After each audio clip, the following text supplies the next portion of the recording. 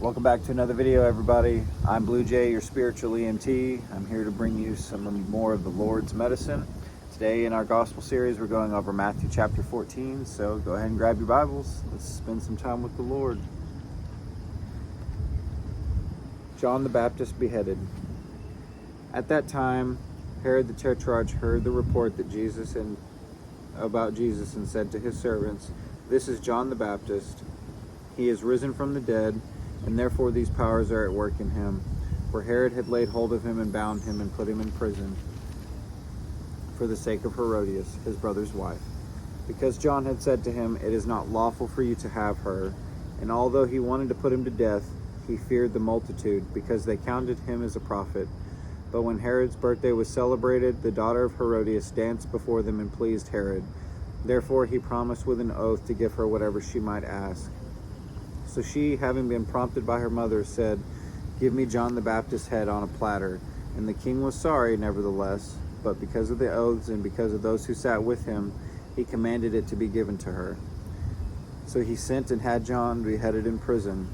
Then his head was brought on a platter and given to the girl, and she brought it to her mother.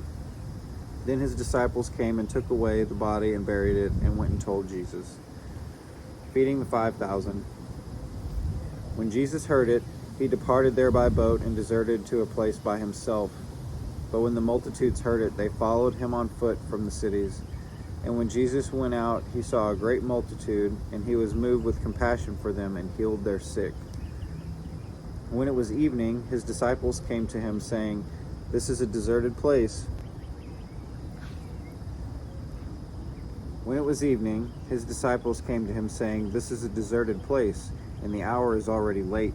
Send the multitudes away, that they may go into the villages and buy themselves food." But Jesus said to them, "They do not need to go away. You give them something to eat." And they said to him, "We have only 5 loaves and 2 fish.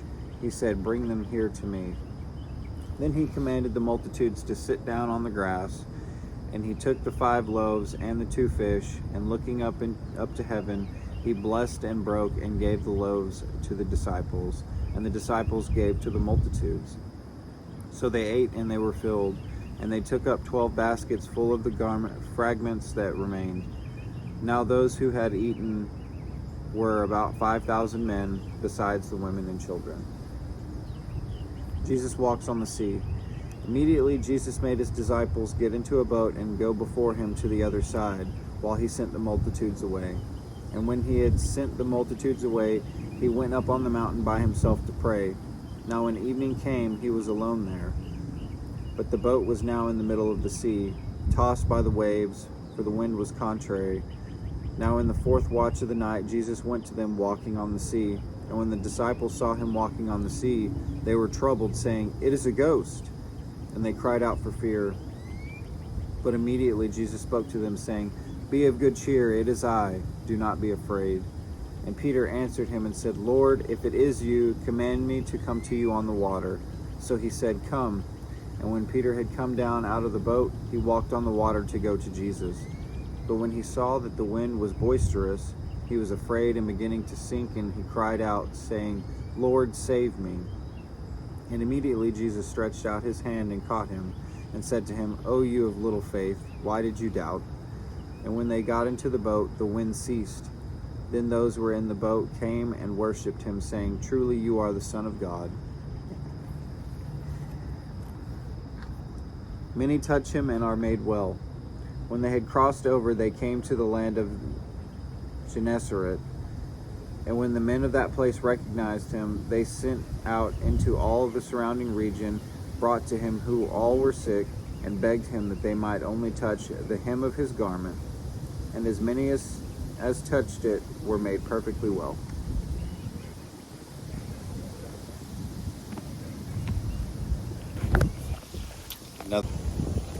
And with chapter 14 coming to a close, I want to remind you guys to not be like Simon Peter when they were out at the sea. Because even though Simon Peter knew that he was Lord and believed that he was Lord, he still feared and doubted in a moment of crisis. And that is from the devil. Just think about all of the factors at hand. The wailing sea, the winds, the storm, every bit of it. All different aspects of a crisis that goes on within us while we're in this walk with Christ. And if we let the evil one win, we will always come up short. We will always come up short. We will always be filled with fear and doubt. And it's in those moments that we need to remind ourselves that Christ now separates us from Satan. He is our shield, Psalms 3:3, but you, O Lord, are a shield around me.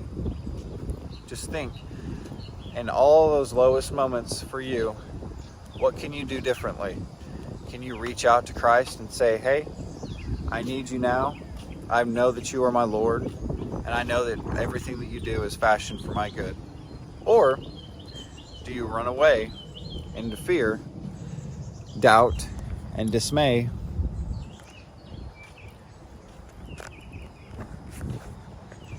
Do you give up on yourself? Do you keep going? What are you going to do? Me? I'm going to keep my faith in the Most High God. In all of my lowest moments, whenever I feel the greatest temptations to fall back into my old patterns, my old ways, I now have to remind myself to not doubt the outcomes that are coming my way. I have to remind myself that things are improving, that things are going to get better. And it is hard, but the Lord never said it would be easy. Remember, to be reforged means to be cast back into the fire. That immediately insinuates that it's going to be a difficult process. Yes, it'll be difficult, it'll be painful, but oh my, is it so worth it.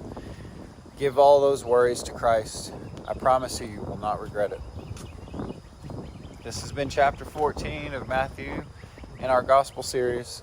We'll see you tomorrow for chapter 15. And if you didn't already know, you're under his wing.